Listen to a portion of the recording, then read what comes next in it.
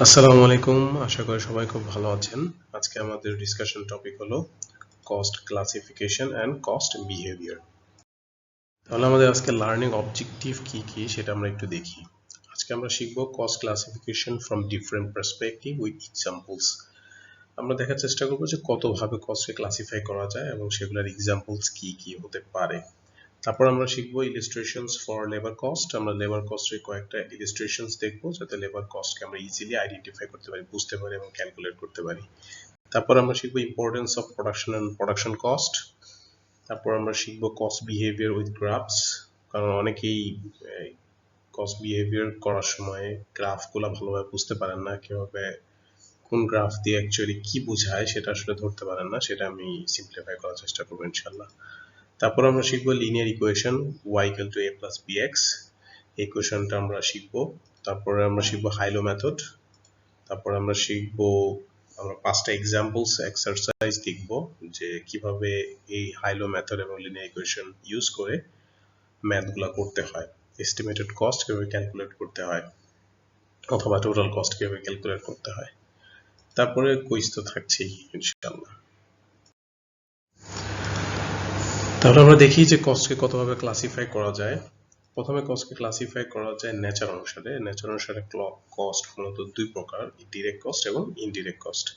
তারপর কস্টকে ক্লাসিফাই করা যায় এলিমেন্ট অনুসারে। এলিমেন্ট অনুসারে কস্ট মূলত তিন প্রকার, material cost, labour cost and overhead cost. তারপরে কস্টকে ক্লাসিফাই করা যায় বেসড অন ফাংশন। ফাংশনের উপর বেস করে কস্ট মূলত দুই প্রকার, production cost and non production cost.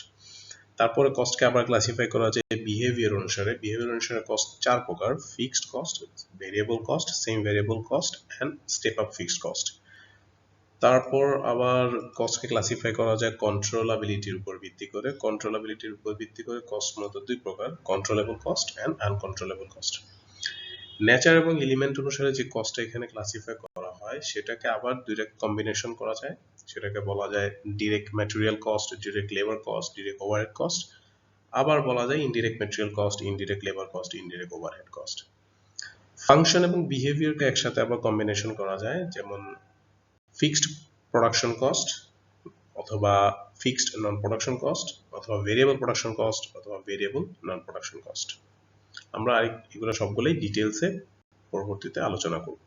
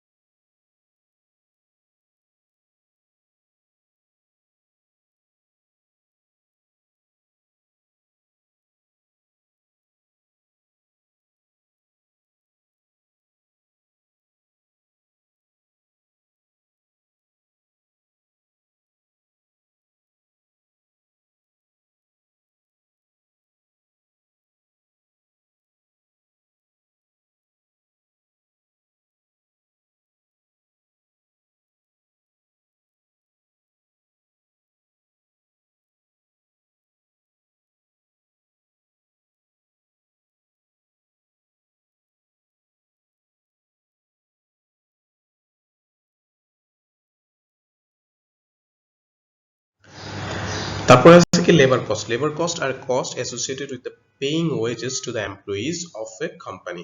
তার মানে লেবার কস্ট কি, আমরা যে এমপ্লয়ীদেরকে যে ওয়েজেস পেমেন্ট করতেছি এই পেমেন্ট রিলেটেড যত ধরনের খরচ সেই খরচগুলোকে আমরা বলি লেবার কস্ট। তাহলে সেটার ক্ষেত্রে কি হতে পারে এক্সাম্পলস গুলা, there are many different type of employee. আমাদের একটা অর্গানাইজেশনে অনেক ধরনের এমপ্লয়ি থাকে, যেমন প্রোডাকশন লাইন ওয়ার্কার থাকতে পারে, ফ্যাক্টরি সুপারভাইজার থাকতে পারে, সেলস ম্যানেজার থাকতে পারে, অ্যাকাউন্টেবল স্টাফ থাকতে পারে, ফাইন্যান্স ডাইরেক্টর থাকতে পারে।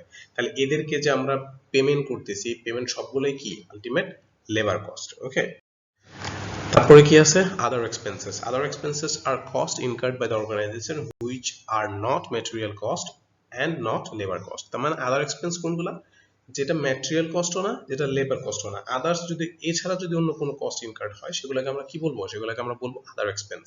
আদার এক্সপেন্স কি হতে পারে, যেমন হতে পারে factory rates, insurance premium, phone bills, electricity bills, interest cost and royalties. তার মানে এই কস্টগুলোকে আমরা কি করতে পারতেছি না, আমরা বলতে পারতেছি না যেটা ম্যাটেরিয়াল কস্ট। ফ্যাক্টরি রেটস আমরা বলতে পারতেছি না এটা কি ম্যাটেরিয়াল কস্ট, বা এটা বলতে পারতেছি না লেবার কস্ট। তাহলে এটা কি খরচ হবে, এটা হবে other expense. Okay, combination of nature and element. Nature অনুসারে অলরেডি আমরা দেখছি কস্ট মূলত দুই ধরনের, একটা ডিরেক্ট, একটা হলো ইনডিরেক্ট। আর এলিমেন্ট অনুসারে কস্ট তিন ধরনের, একটা হলো ম্যাটেরিয়াল, লেবার অ্যান্ড ওভারহেড। তাহলে দুটোকে যদি আমরা কম্বাইন করি তাহলে কি দাঁড়ায়, তাহলে দাঁড়ায় এটা হইতে পারে either direct material, direct labour, direct overhead, অথবা হতে পারে indirect material, indirect labour and indirect overhead. Direct materials কি হতে পারে, these are the costs of the material directly used in the making the product or even providing a service। আমরা যখন material cost দেখছি তখন কিন্তু দুইটা পার্সপেক্টিভ এক্সাম্পল দেখছি। একটা ছিল যে একটা প্রোডাক্ট বা ইউনিট বানানোর ক্ষেত্রে ডিরেক্টলি প্রোডাকশনে কি কি কস্ট আমাদের ইনকার্ড হয় ম্যাটেরিয়াল, সেটা দেখছি একটা এক্সাম্পল। যেমন আমরা বলছি যে টেবিল বানানোর জন্য উডের প্রয়োজন হয়, বুকস বানানোর ক্ষেত্রে পেপারসের প্রয়োজন হয়। আরেকটা পার্সপেক্টিভে আমরা এক্সাম্পল দেখছি যে ফিজিক্যাল অবজেক্টগুলো যেগুলো রান করার ক্ষেত্রে বিজনেসে আমাদের আদার্স কিছু কস্ট ইনকার্ড হয়, যেগুলোকে আমরা বলছি যেমন একটা বিল্ডিং রান করার ক্ষেত্রে বা ফ্যাক্টরি অফিস রান করার ক্ষেত্রে আমাদের কিছু কস্ট ইনকার্ড হয়, মেশিনারি রান করার ক্ষেত্রে কিছু কস্ট ম্যাটেরিয়াল কস্ট ইনকার্ড হয়। তো যেই কস্টগুলা আমাদের ডিরেক্টলি প্রোডাকশনের ক্ষেত্রে আমাদের ইনকার্ড হচ্ছে সেগুলোকে আমরা বলতেছি ডিরেক্ট ম্যাটেরিয়াল কস্ট। আর যে ম্যাটেরিয়ালস গুলো ইউজ হচ্ছে আমাদের ওই ফিজিক্যাল অবজেক্টস বা অন্যান্য মেশিনারিজ বা বিল্ডিং গুলো রান করার ক্ষেত্রে সেই কস্টগুলোকে আমরা কি বলতেছি, সেগুলো বলতেছি আমরা ইনডিরেক্ট ম্যাটেরিয়াল কস্ট। কারণ সেগুলোকে ডিরেক্টলি আমরা সেই প্রোডাক্টে ট্রেস করতে পারতেছি না, কারণ এখন কিন্তু আমরা কম্বিনেশন দেখতেছি। তার মানে ডিরেক্টের ক্ষেত্রে আমরা ডেফিনেশন কি দেখছিলাম, ডিরেক্টলি ট্রেস করা যাবে, আর ইনডিরেক্টের ক্ষেত্রে আমরা ডেফিনেশন দেখছি যে এটা ডিরেক্টলি প্রোডাক্টে ট্রেস করা যায় না। তাহলে ইনডিরেক্ট ম্যাটেরিয়াল কোনগুলো, যে ম্যাটেরিয়ালগুলো ডিরেক্টলি প্রোডাক্টের ক্ষেত্রে আমরা বলতে পারবো না যে এই কস্টগুলো, এই খরচটা, এই ম্যাটেরিয়াল খরচটা শুধুমাত্র এই প্রোডাক্টের জন্য হয়েছে, সেটা আমরা বলতে পারবো না। যখন বলতে পারবো না তখন সেই ম্যাটেরিয়াল কস্টকে আমি বলবো কি ইনডিরেক্ট ম্যাটেরিয়াল কস্ট। যেমন এখানে কি বলা আছে, আর materials used in the production process but which can not be linked to a specific product or job. তার মানে যেটা ডিরেক্টলি আমরা প্রোডাক্ট বা জবের ক্ষেত্রে স্পেসিফিক্যালি লিঙ্ক করতে পারবো না। They may be used in such insubstantial quantities on a pre-production basis that it is not worthwhile to track them as a direct materials। মাঝে মধ্যে কস্ট, এই ম্যাটেরিয়াল কস্টগুলো এত ইনসাবস্টেন্সিয়াল অ্যামাউন্টের হয় বা পরিমাণে হয় যে কারণে এটা আমরা ডিরেক্টলি কি করি না, আমরা ওই প্রোডাক্টের ক্ষেত্রে আমরা ডিরেক্ট কস্ট হিসেবে ট্র্যাক করি না বা ট্রেস করি না, ঠিক আছে, অথবা ট্রেস করতে পারি না। এক্সাম্পলস কি কি হতে পারে, যেমন cleaning supplies, disposable safety equipment, disposable tools, glue, oil, tape and grease. এগুলো আমাদের কি হয়, এগুলো দেখেন, এগুলো কিন্তু আমরা একটা প্রোডাক্টের ক্ষেত্রে ডিরেক্টলি প্রোডাকশনের জন্য এটা আমরা ট্রেস করি না। যেমন আমাদের কতটুকু ওয়েলের প্রয়োজন হলো একটা মেশিন রান করার ক্ষেত্রে, জাস্ট মেশিনটাকে একটু অপারেট করার জন্য, সেটা আমরা আসলে ডিরেক্টলি ট্রেস করতে পারবো না, কারণ ওই মেশিন দিয়ে তো আমি অনেকগুলো প্রোডাক্ট বের করছি, অনেকগুলো প্রোডাক্ট ম্যানুফ্যাকচার করছি। তাহলে সেই মেশিনের জন্য যে আমি তেলটা ইউজ করলাম, সেই তেলটা একটা প্রোডাক্টের ক্ষেত্রে আমি ট্রেস করতে পারবো যে এই প্রোডাক্টের জন্য স্পেসিফিক এতটুকু তেলের প্রয়োজন হয়েছে, সেটা আমি বলতে পারবো না। সেই জন্য সেই এই এক্সাম্পলস গুলো যেগুলো দেওয়া আছে সবগুলো কিন্তু ইনডিরেক্ট ম্যাটেরিয়ালস। ওকে, কারণ এগুলো আমরা ডিরেক্টলি আলটিমেট কি করতে পারি না, একটা প্রোডাক্টের ক্ষেত্রে ট্রেস করতে পারি না যে এই ম্যাটেরিয়ালস গুলো ডিরেক্টলি এতটুকু পরিমাণে আমাদের এই প্রোডাক্টের জন্য প্রয়োজন হয়েছে, অথবা এগুলো ইনসাবস্টেন্সিয়াল অ্যামাউন্ট হওয়ার কারণে এগুলো আমরা ইনডিরেক্ট ম্যাটেরিয়াল হিসেবে ট্রিট করি। Direct labor, these are the cost of the labor directly used in making the product or providing a service. It can be either as basic hours or as overtime. দেখেন, যখন আমরা labour cost করছি, labour কস্টের মধ্যে আমরা কি করছি, যে আমরা যত ধরনের এমপ্লয়ীদেরকে পেমেন্ট করি সবই কিন্তু labour cost. But question is, এটা কি ডিরেক্ট লেবার কস্ট নাকি ইনডিরেক্ট লেবার কস্ট, সেটা কিভাবে রেকগনাইজ করব? তাহলে ডিরেক্ট লেবার কস্ট কোনগুলো হবে, similarly to direct material cost, যে একটা প্রোডাক্ট বানানোর ক্ষেত্রে স্পেসিফিক্যালি যে ম্যাটেরিয়ালগুলো ইউজ হচ্ছে শুধু সেটাই ডিরেক্ট ম্যাটেরিয়াল কস্ট। সিমিলারলি একটা প্রোডাক্ট বানানোর ক্ষেত্রে বা প্রোডাকশন করার ক্ষেত্রে ডিরেক্টলি ইনভলভ যে লেবারগুলো আছে তাদের যে স্যালারি বা আমি তাদেরকে যে বেনিফিটটা দিচ্ছি সেটা আমি কি করতে পারবো, ডিরেক্ট লেবার কস্ট হিসেবে রেকগনাইজ করতে পারবো। ওকে, দেখেন only production line workers salaries would include a direct labor cost element, all other labor cost are indirect। তার মানে শুধুমাত্র প্রোডাকশন লাইন ওয়ার্কারদেরকে আমি যে কস্টটা ইনকার করছি তাদের জন্য শুধু সেই কস্টটাই শুধুমাত্র লেবার কস্ট এলিমেন্ট হিসেবে, ডিরেক্ট লেবার কস্ট এলিমেন্ট হিসেবে রেকগনাইজ করা যাবে। অন্য যতগুলো পেমেন্ট আমি যাদেরকে করব সব কস্টগুলাই কি হবে, সব কস্টগুলাই ইনডিরেক্ট লেবার কস্ট হিসেবে রেকগনাইজ হবে। তাহলে চলেন দেখি ইনডিরেক্ট লেবার কস্ট কি। দেখেন indirect labour cost describes wages paid to the workers that perform tasks that do not directly contribute to the production of goods or performance of service, such as support workers who help enable others to produce goods। তার মানে indirect labour কারা, যারা directly প্রোডাক্টটা বানানোর জন্য জড়িত না, ঠিক আছে, ডিরেক্টলি প্রোডাক্টটা বানানোর জন্য তাদের কোনো কন্ট্রিবিউশন নাই, বাট তাদেরকে ওই ডিরেক্টলি বানানোর জন্য যারা কাজ করছে তাদেরকে হয়তো তারা সাপোর্ট ওয়ার্কার হিসেবে কাজ করছে। যেমন কি হতে পারে, সুপারভাইজার স্যালারি যে আমরা দেই সে কিন্তু ডিরেক্টলি প্রোডাক্টটা বানায় নাই, বাট ওই যারা ওয়ার্কাররা কাজ করছে যে প্রোডাক্টটা বানানোর জন্য তাদেরকে সে কি করে, সুপারভাইজ করে। তারপরে ধরেন অন্যান্য যারা হেড অফিসের স্টাফ আছে, ফাইন্যান্স ডাইরেক্টর বা অন্য যারা এমপ্লয়ি, তারা কি করতেছে না, তারা কেউ কিন্তু ডিরেক্টলি প্রোডাকশনের এই কাজ করতেছে না, যে প্রোডাক্টটা বানানোর জন্য কাজ করতেছে না, তারা আদার্স অনেক কাজ করতেছে, তাদের নিজস্ব কোনো রোল আছে বিজনেস অর্গানাইজেশনে, তাদের রোলের জন্য তারা পে তাদেরকে করা হচ্ছে, সেই রোলের জন্য যে তারা পে পাচ্ছে সেটা কখনোই কি না, ডিরেক্ট লেবার কস্ট না, সেটা সবগুলো কি হবে, ইনডিরেক্ট লেবার কস্ট হবে। এক্সাম্পলস কি হতে পারে দেখেন, office manager, clerk and other employees, administrative directors, legal advisers, cost accountants and financial accountants, quality control staff, driver or delivery van, packers and dispatch staff। এদেরকে যে আমি পেমেন্ট গুলো করতেছি, এদেরকে যে কস্ট তাদের জন্য আমাদের ইনকার্ড হচ্ছে, সেই কস্ট গুলো কি না, এগুলো ডিরেক্ট লেবার কস্ট না, কারণ এরা কেউই কি করতেছে না, ডিরেক্টলি ফ্রন্ট লাইনে বা প্রোডাকশন ওয়ার্কার হিসেবে এসে সে কাজ করতেছে না, তারা অন্যান্য তাদের নিজস্ব রোল তারা প্লে করতেছে, ঠিক আছে। সেজন্য এই কস্ট গুলো কি হবে, সবগুলো হবে ইনডিরেক্ট লেবার কস্ট।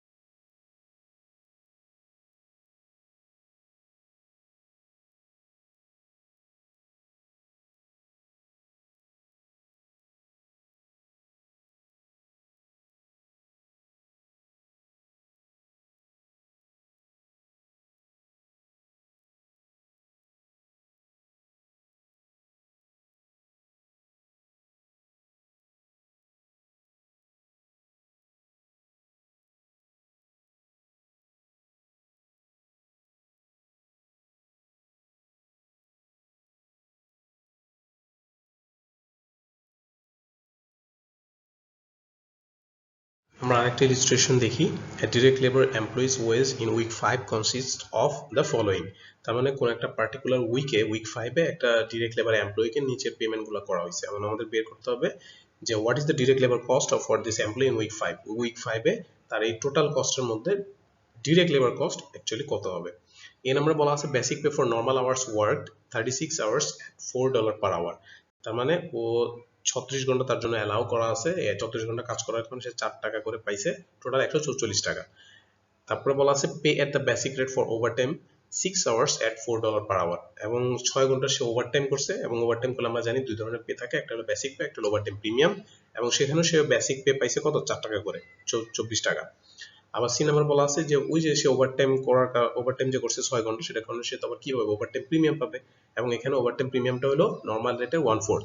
তাহলে 6 আওয়ার্স মাল্টিপ্লাই $4 আর মাল্টিপ্লাই হলো 1/4 মিলে কত আসতেছে 6 টাকা। আরেকটা হলো ডি নাম্বার বলা আছে সে বোনাস পেমেন্ট পাইছে, বোনাস পেমেন্ট কত 30 টাকা। এখন টোটাল ওই 42 ঘন্টা কাজ করার কারণে 34 প্লাস 6 আওয়ার্স ওভারটাইম সে কত পাচ্ছে 204 টাকা পাচ্ছে। এখন আমাদের বের করতে হবে 204 টাকার মধ্যে কত টাকা অ্যাকচুয়ালি ডিরেক্ট লেবার কস্ট। এটা কি 204 টাকাই হবে নাকি আরো কম হবে? তো এখানে অপশন আমাকে দেওয়া আছে যে অপশন এ তে বলা আছে 144, যেখানে শুধুমাত্র কনসিডার করা হয়েছে basic pay for normal hours work 36 hours at $4 per hour. এটা করলে কত আসে 144 আসে, শুধুমাত্র সে এই কস্টটাকে এখানে কনসিডার করছে। বি নাম্বার অপশনে সে কনসিডার করছে যে বেসিক পে 36 আওয়ার্সের জন্য যেটা পেমেন্ট করছি, এবং বেসিক পে যেটা আমরা 6 আওয়ার্সের জন্য পেমেন্ট করছি, যেটা ওভারটাইমের বেসিক পে, সেইটা মিলায় কত আসে 144 প্লাস 24 মানে 168। সি নাম্বারে সে কনসিডার করছে 168 প্লাস সে বোনাস পেমেন্টটাও সাথে কনসিডার করছে। ডি নাম্বার অপশনে টোটাল সবগুলো কস্টই সে কনসিডার করছে। তাহলে আমাদের অপশন কি হওয়া উচিত? আমাদের অপশন কি হওয়া উচিত বলেন? এর আগের যে ইলাস্ট্রেশনটা ছিল সেখানে আমরা দেখছি অলরেডি যে শুধুমাত্র ডিরেক্ট এমপ্লয়ীদেরকে যে বেসিক পেটা করা হয়, শুধুমাত্র সেই বেসিক পেটা কি ডিরেক্ট লেবার কস্ট। তাহলে এই ক্ষেত্রে ডিরেক্ট এমপ্লয়ীকে কোন দুইটা বেসিক পে পেমেন্ট করা হচ্ছে? একটা হলো basic pay for normal hour, যে 36 আওয়ার্স কাজ করছে সেটার জন্য সে 144 পাচ্ছে, প্লাস সে ওভারটাইম করছে যেখানে সে একটা বেসিক পে পাচ্ছে, তো সেটা পাচ্ছে কত 24 টাকা। তাহলে 24 প্লাস 144 সমান কত হয় 168। তাহলে অ্যান্সার হবে কি ডিরেক্ট লেবার কস্ট হবে 168। ওভারটাইম প্রিমিয়াম যেহেতু ওই দুইটা কন্ডিশন ফুলফিল করতেছে না, যে কাস্টমার স্পেশাল রিকোয়েস্ট অথবা রেগুলার বেসিস ওভারটাইম হয়, সেক্ষেত্রে এরকম কোনো ঘটনা এখানে লেখা নাই, সেজন্য এই ওভারটাইম প্রিমিয়ামটা কি ইনডিরেক্ট লেবার কস্ট। ওকে, আর বোনাস পেমেন্ট তো অলওয়েজ ইনডিরেক্ট লেবার কস্ট। তাহলে অপশন হবে কি, অ্যান্সার হবে বি। কম্বিনেশন অফ ন্যাচারাল এলিমেন্টের আন্ডারে আমরা already direct material, direct labour, indirect material, indirect labour সম্পর্কে অলরেডি ডিসকাস করে ফেলছি। এখন তাহলে আমাদের বাকি আছে কোনটা? আমাদের বাকি আছে এক্সপেন্স। তাহলে এক্সপেন্সও দুই ধরনের হতে পারে, একটা ডিরেক্ট এক্সপেন্স আর একটা হলো ইনডিরেক্ট এক্সপেন্স। ডিরেক্ট এক্সপেন্স কোনটা হবে? Some expenses are directly associated with making units of production or providing a service. তার মানে কোনো একটা প্রোডাকশন করার ক্ষেত্রে, কোনো একটা ইউনিট বানানোর জন্য বা কোনো একটা সার্ভিস প্রোভাইড করার ক্ষেত্রে আমাদের ডিরেক্ট ম্যাটেরিয়াল এবং ডিরেক্ট লেবার ছাড়া যদি অন্য কোনো এক্সপেন্স ইনকার্ড হয় যেটা ডিরেক্টলি ওই ইউনিটে অ্যাসোসিয়েট করা যাচ্ছে বা ট্রেস করা যাচ্ছে, অ্যালোকেট করা যাচ্ছে, তখন সেই এক্সপেন্সটাকে আমরা কি বলবো? Direct expense. এরকম কি কি হইতে পারে? Examples: the hire of tools or equipment for particular job. কোনো একটা জব কমপ্লিট করার জন্য, জব বলতে কোনো একটা পার্টিকুলার প্রোডাকশন ইউনিটের প্রোডাকশন করার জন্য আমাকে যদি কোনো একটা ইকুইপমেন্ট বা টুলস হায়ার করে নিয়ে আসতে হয়, তাহলে ওই হায়ার করাটা আমি স্পেসিফিক্যালি জানি এটা কেন আমি হায়ার করছি এই জন্যই যাতে আমি এই প্রোডাক্টটা বানাইতে পারি বা সার্ভিসটা দিতে পারি। তাহলে একটা পার্টিকুলার সার্ভিসের ক্ষেত্রে আমি জানি যে এই ইকুইপমেন্ট আমার প্রয়োজন, এই কারণে আমি এটা হায়ার করে নিয়ে আসছি। তাহলে আমি ওই স্পেসিফিক সার্ভিস বা ইউনিটে আমি এটা কি করতে পারতেছি? অ্যালোকেট করতে পারতেছি। সেজন্য এই কস্টটা কি হয়ে যাবে? ডিরেক্ট এক্সপেন্স হয়ে যাবে। তারপর আর কি হতে পারে? The commission and payroll taxes related to sales of goods or services, franchise and royalty fees related to the sales of goods or services, maintenance cost of tools, fixtures, and so on, transit of goods from the supplier. Okay, তাহলে আর indirect expense তাহলে কোনটা হবে? all other expenses other than indirect materials and indirect labor। তার মানে indirect material এবং indirect labor ছাড়া যদি অন্য আরো কোনো expense incurred হয় যেটা আসলে ডিরেক্টলি প্রোডাকশন বা সার্ভিসের ক্ষেত্রে আমরা কি করতে পারি না, অ্যালোকেট করতে পারি না, সেই এক্সপেন্স গুলোকে আমরা কি বলবো? ইনডিরেক্ট এক্সপেন্স বলবো। এক্সাম্পলস কি হতে পারে? Rents and insurance of A factory, depreciation, fuel, power, maintenance of plant, machinery and buildings, marketing and advertising, transit of goods to A customer. এটা একটু মনে রাখবেন যে ডিরেক্ট এক্সপেন্স যখন হচ্ছে সেক্ষেত্রে বলছি আমরা transit of goods from supplier, আমার সাপ্লায়ার থেকে যদি আমার কাছে আমি নিয়ে আসতে হয়, সেটা নিয়ে আসার জন্য যে খরচটা সেটাকে আমরা বলতেছি হলো ডিরেক্ট এক্সপেন্স। বাট যখন আমার কাছে প্রোডাকশন হয়ে গেছে, অলরেডি ফিনিশ হয়ে গেছে, এটা যখন কাস্টমার কাছে ডেলিভারি করে দিচ্ছি, সেই ডেলিভারি কস্টটা আমাদের কি হয়ে যাচ্ছে, সেটা হয়ে যাচ্ছে ইনডিরেক্ট এক্সপেন্স। ওকে, এখানে একটা ডায়াগ্রাম দেখানো হয়েছে যে ম্যাটেরিয়ালস আমাদের কি হতে পারে, ডিরেক্ট ম্যাটেরিয়ালস হতে পারে, ইনডিরেক্ট ম্যাটেরিয়ালস হতে পারে, লেবার কি হতে পারে, ডিরেক্ট লেবার হতে পারে, ইনডিরেক্ট লেবার হতে পারে, এক্সপেন্স হতে পারে, direct expense and indirect expense. সব direct material, direct labour and direct expense এটা মিলে হয় প্রাইম কস্ট, এন্ড সব indirect material, indirect labour and indirect expense এটা মিলে হয় আমাদের ওভারহেড। আর প্রাইম কস্ট প্লাস ওভারহেড এটা মিলে হয় আমাদের টোটাল কস্ট। ঠিক আছে, আর ওভারহেডকে আবার দুই ভাগে ভাগ করা যায়, সেটা হলো প্রোডাকশন ওভারহেড, এটা হলো নন প্রোডাকশন ওভারহেড। এটা নিয়ে আমরা পরবর্তীতে ডিসকাস করব। ফাংশনালিটির উপর ভিত্তি করে আমরা কস্টকে দুই ভাগে ভাগ করতে পারি, একটা হলো প্রোডাকশন কস্ট, একটা হলো নন প্রোডাকশন কস্ট। এই প্রোডাকশন এবং নন প্রোডাকশন কস্টের ডিস্টিংগুইশটা কেন ইম্পর্টেন্ট? কারণ যখন আপনি ফাইন্যান্সিয়াল অ্যাকাউন্টিং করবেন, সেক্ষেত্রে আপনি এটা প্রফিট ও লস স্টেটমেন্ট বা ফিনান্সিয়াল পজিশনে কিভাবে বা কত টাকা চার্জ করবেন সেটা জানার জন্য আমাদের এই দুইটার মধ্যে ডিস্টিংগুইশ করাটা আমাদের জানতে হবে, যে কতটুকু কস্ট অ্যাকচুয়ালি প্রোডাকশন কস্ট এবং কতটুকু cost actually non production cost. The distinction between production and non-production cost is used by the financial accountant when preparing the statement of financial position or profit or loss statement. আমরা এখন যেটা করতেছি এটা কিন্তু cost accounting এর part, but যখন আমরা financial accounting করব, সেই ফাইন্যান্সিয়াল অ্যাকাউন্টিং এর ক্ষেত্রেও এই প্রোডাকশন ও নন প্রোডাকশন কস্টের ডিস্টিংগুইশটা ইম্পর্টেন্ট। Production cost কি? Production cost related to costs that are incurred in the manufacture of goods or the delivery or a service। তার মানে কোন একটা গুডস ম্যানুফ্যাকচারিং করার ক্ষেত্রে অথবা সার্ভিস ডেলিভারি করার ক্ষেত্রে, সার্ভিস প্রোভাইড করার ক্ষেত্রে আমাদের ডিরেক্টলি যে খরচগুলো আমাদের হচ্ছে সেগুলোকে আমরা বলি কি? Production cost. শুধুমাত্র ডিরেক্টলি না, এটার মধ্যে ইনডিরেক্ট কস্টও থাকতে পারে। যেমন একটা ইউনিট ম্যানুফ্যাকচারিং করার জন্য আমাদের কি হয়? ডিরেক্ট ম্যাটেরিয়াল লাগবে, ডিরেক্ট লেবারও লাগবে, ডিরেক্ট এক্সপেন্সও লাগবে, প্লাস কিছু ইনডিরেক্ট কস্টও ইনকার্ড হবে, যেটাকে আমাদের প্রোডাকশন কস্টের মধ্যে আমাদেরকে ইনক্লুড করতে হবে। তাহলে production cost is equal to prime cost plus production overhead. Okay, তো প্রোডাকশন ওভারহেড কি? Production overhead relate to production cost incurred in a manufacture of goods or services that are not easily attributable to each cost unit. Such cost could be, তার মানে production ওভারহেডের যে কস্টটা, এটা কিন্তু আমি চাইলেও কি করতে পারি না, ওই ডিরেক্ট ম্যাটেরিয়াল, ডিরেক্ট লেবার এবং ডিরেক্ট এক্সপেন্স যেভাবে ইজিলি আমরা বের করে ফেলছি যে এই খরচটা এই প্রোডাক্টে ম্যানুফ্যাকচারিং করার জন্য হয়েছে বা সার্ভিস প্রোভাইড করার জন্য হয়েছে, প্রোডাকশন ওভারহেড কস্ট আমরা এত ইজিলি এটা বের করতে পারি না। এটার জন্য একটা আলাদা কমপ্লেক্স মেকানিজম আছে, এটার জন্য আলাদা ক্যালকুলেশন আছে, যেটা করে আমাদের বের করতে হবে যে এই প্রোডাক্টের জন্য আসলে আমি প্রোডাকশন ওভারহেড কতটুকু চার্জ করব। সেটা অন্য আরেকটা ভিডিও লেকচারে ইনশাআল্লাহ, যেদিন আমি প্রোডাকশন ওভারহেড নিয়ে আমরা একটা ভিডিও লেকচার করব, সেখানে এটা ডিটেইল ক্যালকুলেশন আমি দেখাবো ইনশাআল্লাহ। তাহলে আমরা দেখি যে প্রোডাকশন ওভারহেডের এক্সাম্পল কি কি হতে পারে, যেমন production machine, depreciation and maintenance. তার মানে প্রোডাকশনের জন্য স্পেসিফিক্যালি যে মেশিনগুলো আমাদের ইউজ হচ্ছে সেটার যে ডেপ্রিসিয়েশন এবং মেইনটেনেন্স খরচ, সেটা আমরা কি করতে পারি? প্রোডাকশন ওভারহেড হিসেবে চার্জ করতে পারি। তারপরে factory heat, light and insurance, factory supervisor salary, store department and expenses, goods inward cost, oil grease for machinery, এগুলো আমরা কি বলতেছি? এগুলো হলো আমাদের সবগুলো প্রোডাকশন ওভারহেড। তার মানে ম্যানুফ্যাকচারিং করার জন্য যে মেশিনারিজ গুলো আমাদের ইউজ হচ্ছে সেই রিলেটেড যে খরচগুলো, বা ফ্যাক্টরি যেখানে আমাদের ম্যানুফ্যাকচারিং হচ্ছে সেই রিলেটেড কস্টগুলো আমরা কি করতে পারি? প্রোডাকশন ওভারহেড হিসেবে ট্রিট করতে পারি। তার মানে হেড অফিস স্যালারি বা হেড অফিসের রিলেটেড যদি কোনো মেশিনারি বা ইকুইপমেন্ট হয়, সেগুলো আমরা কি করতে পারি না? প্রোডাকশন ওভারহেড হিসেবে ট্রিট করতে পারি না। আরেকটা জিনিস মনে রাখতে হবে যে প্রোডাকশন ওভারহেড আবার দুই ধরনের, একটা হলো ফিক্সড প্রোডাকশন ওভারহেড, একটা হলো ভ্যারিয়েবল প্রোডাকশন ওভারহেড। তাহলে এতক্ষণ আমরা কি শিখলাম? একটা শিখলাম যে আমাদের ওভারহেড দুই ধরনের হয়, প্রোডাকশন এবং নন প্রোডাকশন। আবার প্রোডাকশন ওভারহেড আবার দুই ধরনের হয়, ফিক্সড প্রোডাকশন ওভারহেড এবং ভ্যারিয়েবল প্রোডাকশন ওভারহেড। এটা আবার নন প্রোডাকশনের ক্ষেত্রেও সেম, নন প্রোডাকশন ওভারহেডও দুই ধরনের হয়, ফিক্সড নন প্রোডাকশন ওভারহেড এবং ভ্যারিয়েবল নন প্রোডাকশন ওভারহেডস। এখানে একটা হাইলাইট করার মতো একটা জিনিস এখানে দেওয়া হয়েছে, সেটা হলো business needs to identify which costs are production cost in order to value inventory. Only production cost can be included in the inventory valuation. আমাদের এটা মনে রাখতে হবে, কারণ আমরা যখন প্রফিট লস স্টেটমেন্ট করব, সেখানে সিওজিএস ক্যালকুলেশন করার সময় আমাদের ইনভেন্টরি ভ্যালুয়েশনটা খুবই ইম্পর্টেন্ট। এবং মনে রাখতে হবে যে ইনভেন্টরি ভ্যালুতে শুধুমাত্র সেই কস্টগুলো আসবে যেটা আসলে প্রোডাকশন কস্ট। ওকে, শুধুমাত্র প্রোডাকশন কস্টে আমাদের কি করতে হবে, ইনভেন্টরি ভ্যালু হিসেবে আমরা দেখাইতে পারবো। প্রোডাকশন কস্ট ছাড়া নন প্রোডাকশন কস্ট কখনো ইনভেন্টরি ভ্যালুয়েশনে আসবে না।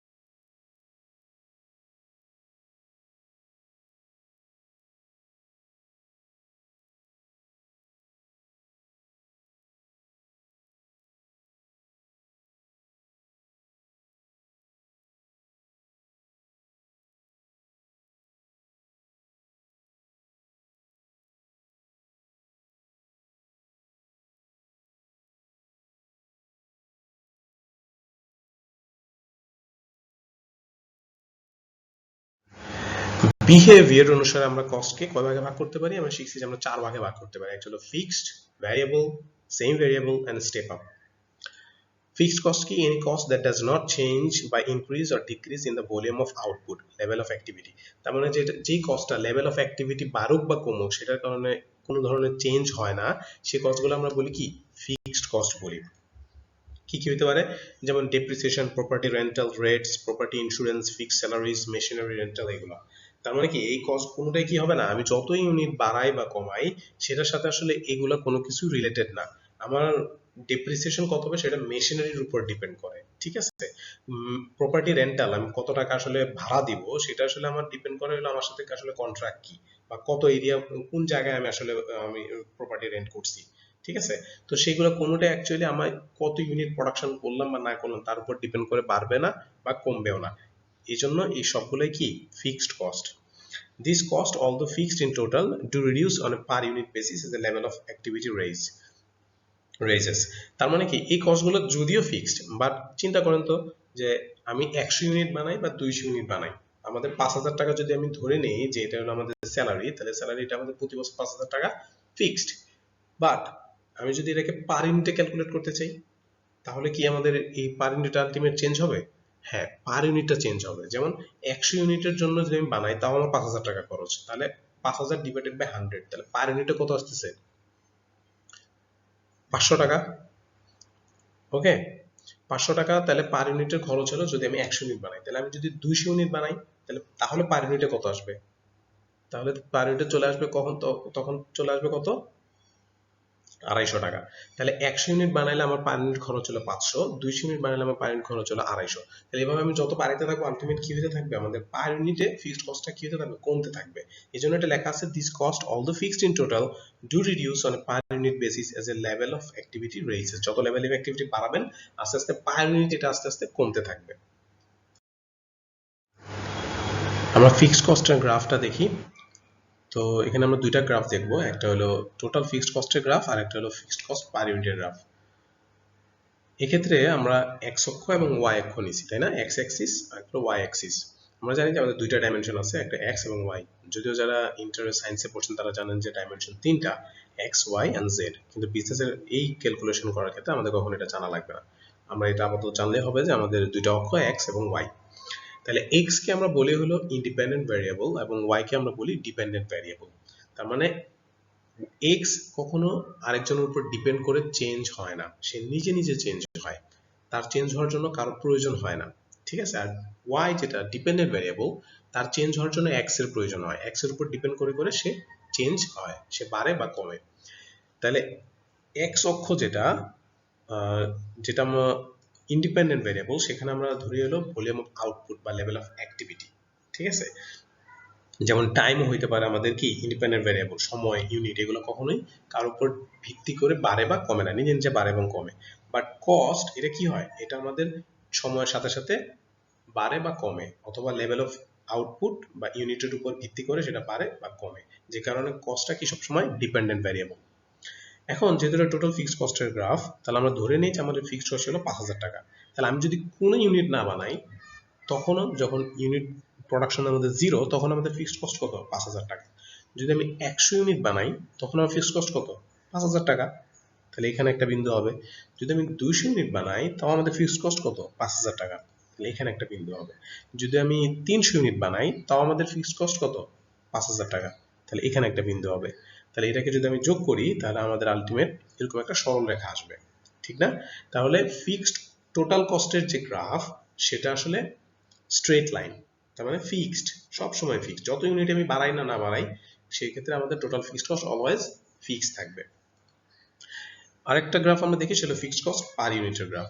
তাহলে এই ক্ষেত্রে ফিক্সড কস্ট পার ইউনিট আমরা কিন্তু একটু আগে বলছি আগের স্লাইডে যে যত আমি ইউনিট বাড়াবো আস্তে আস্তে আমাদের ফিক্সড কস্ট পার ইউনিট আস্তে আস্তে কি হবে? কমতে থাকবে, রিডিউস হতে থাকবে। তাহলে আমরা দেখি যখন আমি কোন ইউনিট বানাই নাই তখন আমাদের ফিক্সড কস্ট পার ইউনিট কত? যেহেতু নাই 5,000 টাকা তো খরচ হবেই, তাহলে সেটাই আমাদের কস্ট পার ইউনিট হবে 5,000 টাকা। তাহলে ধরে নেন এখানে কোথাও একটা বিন্দু। তারপর আমি যদি 100 ইউনিট বানাই তাহলে ফিক্সড কস্ট পার ইউনিটটা কি হলো? কমে গেল না? তাহলে এখন কত হবে? 5,000 ডিভাইডেড বাই 100, তার মানে 50। তাহলে 50 হয় যদি, তাহলে এখানে একটা বিন্দু হবে। তারপর আমি যদি 200 ইউনিট বানাই তাহলে আমাদের ফিক্সড কস্ট পার ইউনিটটা আরো কমে যাচ্ছে, তাই না? তখন কমে যাচ্ছে 25 হয়ে যাচ্ছে। তাহলে এখানে একটা বিন্দু হবে। তাহলে এটাকে আমি যদি করি তাহলে গ্রাফটা দাঁড়ায় এরকম। আস্তে আস্তে কি হয়েছে দেখেন, আস্তে আস্তে আস্তে আস্তে আস্তে আস্তে কমে যাচ্ছে। যখন আমি এরকম বাড়াতে বাড়াতে বাড়াতে বাড়াতে যখন আমি 5,000 করে ফেলবো তখন কি হয়ে যাবে? 1 হয়ে যাবে।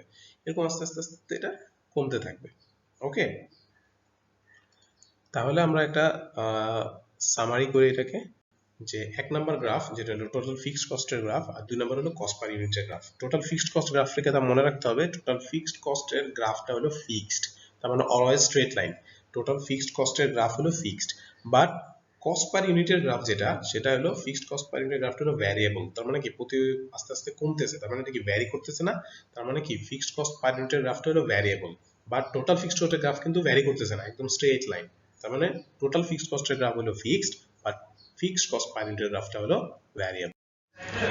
ভ্যারিয়েবল কস্ট কি? Any cost that does change বা increase or decrease in the volume of output. তার মানে ফিক্সড কস্টের ক্ষেত্রে আমরা দেখছি যেটা ডাজ নট চেঞ্জ। আমি ভলিউম অফ আউটপুট বা লেভেল অফ অ্যাক্টিভিটি যতই বাড়াই বা কমাই, যে কস্টটাকে চেঞ্জ হয় না সেটাকে বলতেছি আমরা ফিক্সড কস্ট, আর যেটা চেঞ্জ হয় সেটা ভ্যারিয়েবল কস্ট। ওকে, তাহলে এক্সাম্পল কি হতে পারে? অল ডিরেক্ট কস্ট, যেমন material, labour, expense plus variable production overhead. আমরা জানি প্রোডাকশন ওভারহেড দুই ধরনের, ভ্যারিয়েবল প্লাস ফিক্সড, তাহলে ওই ভ্যারিয়েবলটুকু এখানে আনলাম, প্লাস আবার নন প্রোডাকশন যেটা ভ্যারিয়েবল। এই সবগুলা মিলে আমরা বলতেছি কি, এই সবগুলা মিলে হলো আমাদের টোটাল ভ্যারিয়েবল কস্ট। তাহলে টোটাল ভ্যারিয়েবল কস্টের মধ্যে থাকবে prime cost plus variable production overhead plus variable non production overheads. আমরা এটা গ্রাফ দেখি। তো আবার সেই এক্স এক্সিস এবং ওয়াই এক্সিস, ওয়াই আমরা নিচ্ছি টোটাল ভ্যারিয়েবল কস্ট এবং এক্স এ নিচ্ছি ভলিউম অফ আউটপুট। তাহলে যখন আমরা 100 ইউনিট প্রডিউস করলাম, তখন ধরেন 500 টাকা হলো আমাদের ভ্যারিয়েবল কস্ট। তার মানে কি 5 টাকা হলো কস্ট পার ইউনিট। হ্যাঁ, যে আমি 5 টাকা কস্ট পার ইউনিট, তাহলে 100 ইউনিট বানাইছি, তার আমাদের টোটাল ভ্যারিয়েবল কস্ট কত হবে? 500 টাকা। তাহলে এখানে একটা বিন্দু। যদি আমি 200 ইউনিট বানাই, তাহলে এখন কত হবে? 200 মাল্টিপ্লাই 5, তাহলে 1000 টাকা। তাহলে এখানে একটা বিন্দু, তাই না? যদি আমি 300 বানাই, তাহলে কত হবে? 300 মাল্টিপ্লাই 5, তার মানে 1500 টাকা। তাহলে এখানে একটা বিন্দু। ওকে, তাহলে এটাকে যদি আমরা যোগ করি, তাহলে জিনিসটা হবে এরকম।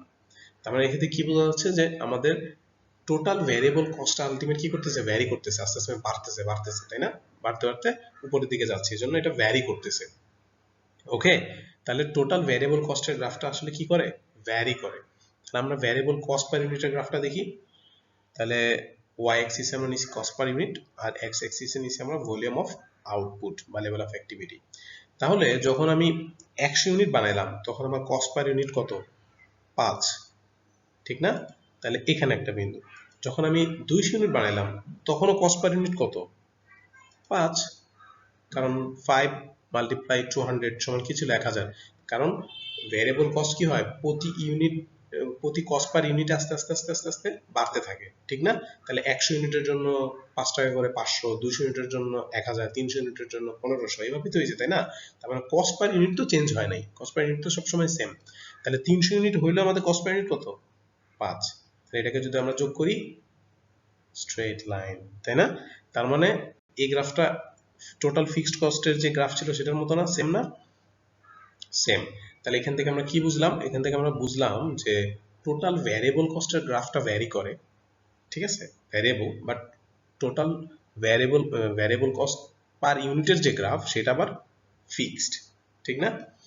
এটা আমাদের তাহলে মনে রাখতে হবে যে টোটাল ভ্যারিয়েবল কস্টের যে গ্রাফ, সেটা হলো টোটাল ভ্যারিয়েবল, আর ভ্যারিয়েবল কস্ট পার ইউনিটের যে গ্রাফ, সেটা আবার ফিক্সড। আর ফিক্সডের ক্ষেত্রে কি ছিল? টোটাল ফিক্সড কস্টের যে গ্রাফ, সেটা হলো আমাদের fixed, but total fixed cost per ইউনিটের যেটা গ্রাফ, সেটা আবার ভ্যারিয়েবল। ওকে,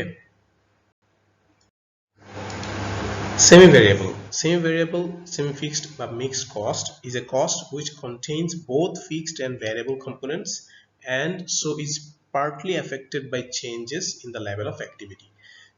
দেখেন, আমরা ফিক্সড কস্ট পড়ছি আর ভ্যারিয়েবল কস্ট পড়ছি, এবং কিছু কস্ট আছে যে কস্টের মধ্যে কিছু এলিমেন্ট ফিক্সড থাকে এবং কিছু এলিমেন্ট আমাদের ভ্যারিয়েবল থাকে, যেটাকে আমরা বলতেছি সেমি ভ্যারিয়েবল বা সেমি মিক্সড বা মিক্সড কস্ট, যেটার মধ্যে ভ্যারিয়েবলও আছে ফিক্সডও আছে। ওরকম একটা কস্টকে আমরা বলি কি? সেমি ভ্যারিয়েবল, সেমি ফিক্সড বা মিক্সড কস্ট। যে তাহলে যদি এরকম কোনো কস্ট থাকে যেটা আসলে সেমি ভ্যারিয়েবল বা মিক্সড কস্ট, তার মানে সেখানে ফিক্সড কস্টও আছে, ভ্যারিয়েবল কস্টও আছে।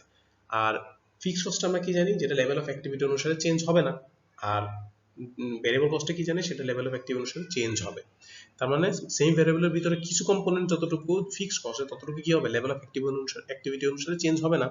আর যতটুকু ভ্যারিয়েবল, সেটা লেভেল অফ অ্যাক্টিভিটি অনুসারে চেঞ্জ হবে। এক্সাম্পলস কি হতে পারে? যেমন electricity and gas bill. Electricity আর গ্যাস বিলের মধ্যে কি থাকে? একটা ফিক্সড আপনার একটা স্ট্যান্ডিং চার্জ থাকে। আপনি কোনো ইলেকট্রিসিটি কনজিউম করেন আর না করেন, কোনো গ্যাস আপনি ইউজ করেন আর না করেন, এই কস্ট আপনাকে দিতে হবে। সেটা আপনার মোবাইল বিলের ক্ষেত্রেও প্রযোজ্য, এবং সেটা আপনার যদি পোস্ট পেইড হয়, ঠিক আছে, আপনার কোনো কথা না বললে একটা ফিক্সড চার্জ আপনাকে দিতে হবে। তার মানে এটা কি? Fixed cost. আর বাকিটুকু কি? মাস শেষে যখন বিলটা আসবে সেটা হবে আর বাকিটুকু কতটুকু আপনি ইউজ করলেন সেই ইউজেজের উপর আসবে। তাহলে ইউজেসের উপর যে বাকিটুকু বাড়তেছে সেটা কি, সেটা ভ্যারিয়েবল। তাহলে ফিক্সড এবং ভ্যারিয়েবল দুটোই আছে এলিমেন্টের মধ্যে। ওকে, তারপরে আবার থাকতে পারে কি সেলসম্যান স্যালারি। সেলসম্যান স্যালারির মধ্যে কি থাকতে পারে, কিছু থাকে বেসিক স্যালারি যেটা প্রতি মাসে ফিক্স আপনি পাবেন, আর কিছু থাকে কমিশন, যে আপনি যদি এর বাইরেও যদি আপনি কিছু এক্সট্রা সেল করেন প্রতি সেলের উপর ডিপেন্ড করে আপনার পার ইউনিটের উপর একটা কমিশন দেওয়া হবে। তাহলে কমিশনটুকু কি ভ্যারিয়েবল। অথবা কস্ট অফ রানিং এ কার, একটা কার রান করার জন্য আমাদের এটার ভিতরে যে কস্টটা হচ্ছে সেখানে দুইটা এলিমেন্ট থাকতে পারে, ফিক্সড থাকতে পারে, ভ্যারিয়েবল থাকতে পারে। ফিক্সড কি, যেমন রোড ট্যাক্স এবং ইন্স্যুরেন্স, এটা আমাদের প্রতি বছর ফিক্সড, এটা দিতেই হবে এই পরিমাণ। আর ভ্যারিয়েবল কস্ট কি, পেট্রোল, ওয়েল রিপেয়ার, এটা হলো আমাদের যখন প্রয়োজন, যতটুকু প্রয়োজন হচ্ছে ইউজেস করতেছি আমরা, সেটার উপর ভিত্তি করে আমাদের ইউজ হচ্ছে, তাহলে সেটা ভ্যারিয়েবল কস্ট। ওকে, সেমি ভ্যারিয়েবলের গ্রাফ। এখানে তাহলে প্রথম গ্রাফটা হলো ভ্যারিয়েবল টু ফিক্সড কস্টের গ্রাফ। ঠিক আছে, এটা কেমন হতে পারে, এটা হবে এরকম ভ্যারিয়েবল টু ফিক্সড। তার মানে আমরা অলরেডি দেখছি যে ভ্যারিয়েবল কস্টের গ্রাফটা কেমন হয়, সেটা হয় হলো এরকম তির্যক ভাবে বাড়ে, ঠিক না? তার মানে যত আলটিমেট ইউনিট বাড়াবো আমাদের কস্ট আস্তে আস্তে বাড়তে থাকবে, তারপরে একটা পর্যায়ে সেটা কি থাকবে, তারপরে ফিক্সড হয়ে যাবে, তার মানে পরে স্ট্রেট লাইন। ওকে, তার মানে প্রথমে হলো ভ্যারিয়েবল, পরে হলো ফিক্সড। আর এই যে পয়েন্টটা, যেটা এই পয়েন্টটা হলো ম্যাক্সিমাম কস্ট। তার মানে আমাদের ম্যাক্সিমাম কস্ট কি হবে, এখানে কি আসলে আমাদের থেমে যাবে, কারণ এরপর আর বাড়তে পারবে না, ভ্যারিয়েবল প্লাস ফিক্সড, তার মানে এরপরে আর কি করতে বাড়তে পারবে না, এই বিন্দুতে আমাদের কি থাকবে, এটা হলো ম্যাক্সিমাম কস্ট, এরপর আর কোনো কস্ট বাড়বে না। আরেকটা হলো ফিক্সড টু ভ্যারিয়েবল, তার মানে প্রথমে ফিক্স থাকবে, পরে আস্তে আস্তে ভ্যারি করবে। তাহলে সেটা কেমন হতে পারে, সেটা হবে এরকম, প্রথমে ফিক্সড মানে স্ট্রেট লাইন, পরে তির্যক ভাবে আস্তে আস্তে বাড়তেছে। তাহলে যেটা ফিক্সড কস্ট, যেটা মিনিমাম, ওই যে পয়েন্ট, এটা হলো আমাদের মিনিমাম কস্ট। ওকে, যে এতটুকু আমাদের কস্ট আমাদের ইনকার হবেই, এনিহাও আমাদের ইনকার হবে, এরপরে আলটিমেট কস্ট বাড়তে থাকবে, ভেরিয়েবল হইতে থাকবে, তখন আলটিমেট যত ভেরিয়েবল করতে থাকবে ওইটা মিলে আমাদের টোটাল কস্ট হবে। ঠিক আছে, তাহলে এটা হলো মিনিমাম কস্ট আর ওইটা হলো ম্যাক্সিমাম কস্ট।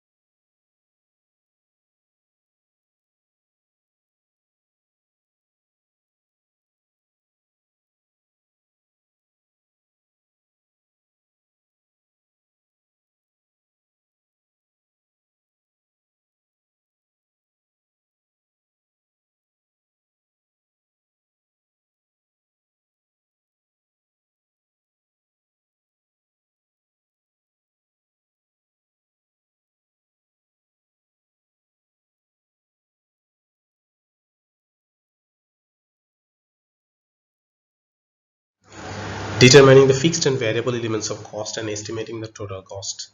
এটা খুবই ইম্পর্টেন্ট, কারণ যারা আসলে এই কস্ট বিহেভিয়ার পড়েন তারা সবাই জানেন যে এক্সামে এটা খুব একটা হট টপিক, যে এই টপিকের উপর একটা কোয়েশ্চেন সবসময় থাকে যে আপনার টোটাল কস্ট দেওয়া আছে, সেখান থেকে হয়তো আপনাকে সেগ্রিগেট করতে হবে যে এটার ভিতরে ভ্যারিয়েবল এলিমেন্ট কতটুকু, ফিক্সড এলিমেন্ট কতটুকু।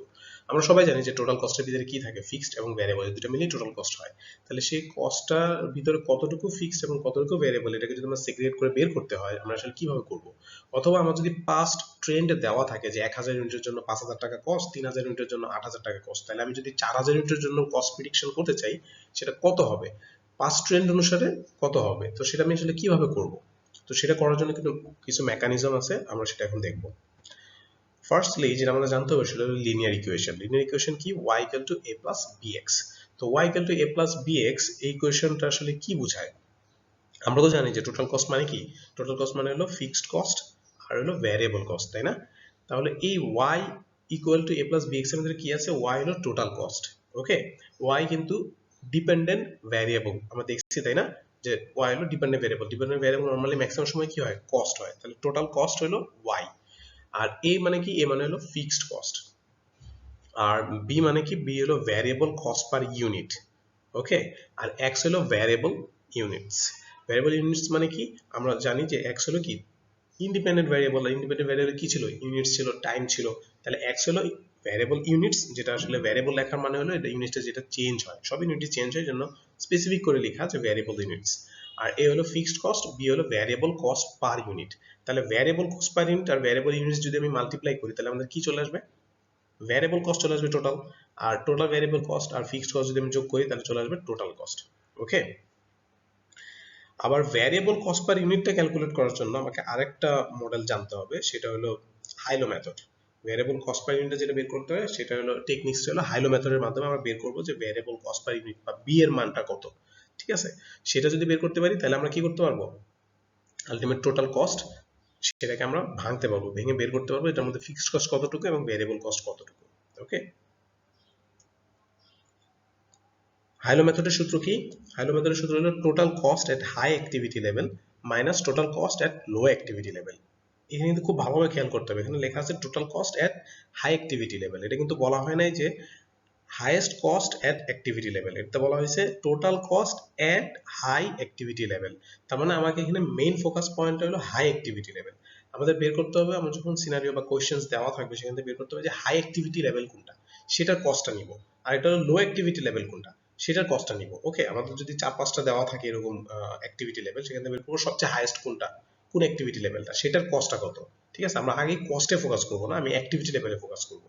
ঠিক আছে, এবং যেই কস্টটা নিলাম, যে হাই অ্যাক্টিভিটি লেভেলের কস্টটা নিলাম, সেই হাই অ্যাক্টিভিটি লেভেলের ইউনিটটা আমরা নিব নিচে, total units at high activity level and total units at low activity level.